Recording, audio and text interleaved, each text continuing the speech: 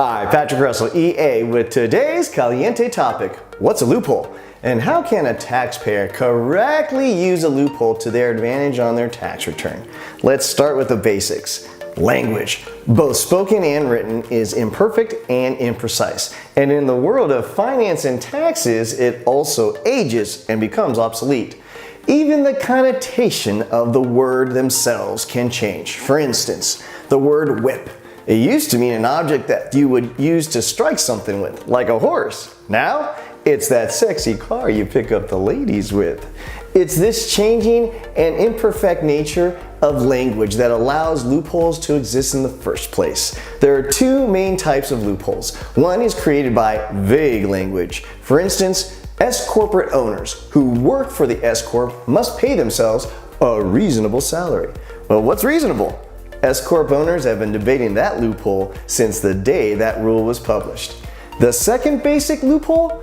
That's created when current rules are silent on a position, meaning something new, like an invention that is so brand new, current rules and regulations may not cover and are silent on how to handle, aka the internet and online sales. Most states' sales tax rules didn't imagine the growth of online sales early on, and for years, online vendors prospered under that loophole, saving themselves a boatload of cash on that sales tax. This loophole has since been closed, by the way. Now, how does the IRS handle loopholes? Is there a procedure? Oh, you bet your sweet ass there is. Here's a quick profile exemplifying the course of a loophole. Let's start with a clever taxpayer who discovers a loophole in the tax code. If the taxpayer follows regulations, that clever taxpayer must request a private letter ruling before including it on their tax return. Essentially, writing to the IRS and describing your position and requesting beforehand clearance for taking a said position.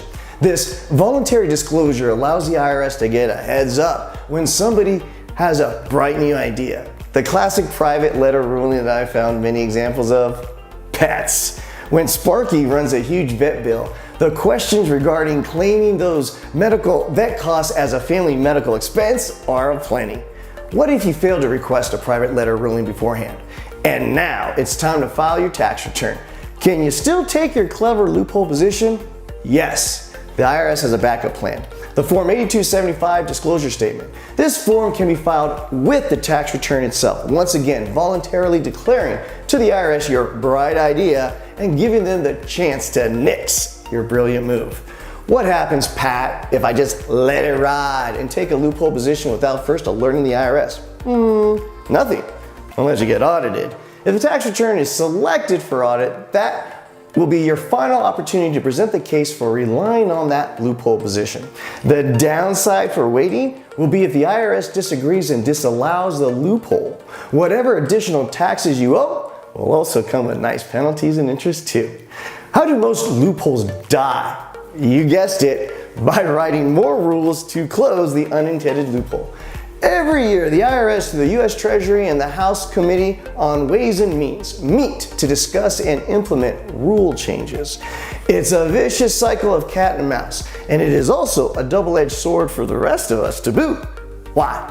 With every new loophole a clever taxpayer utilizes, inevitably this leads to even more rules and more oversight. And over time, society becomes uber litigious, where the strength of a person's word and the honor of a handshake have little to no meaning. This has been today's Caliente topic. I thank you for watching. We'll see you soon. Take care.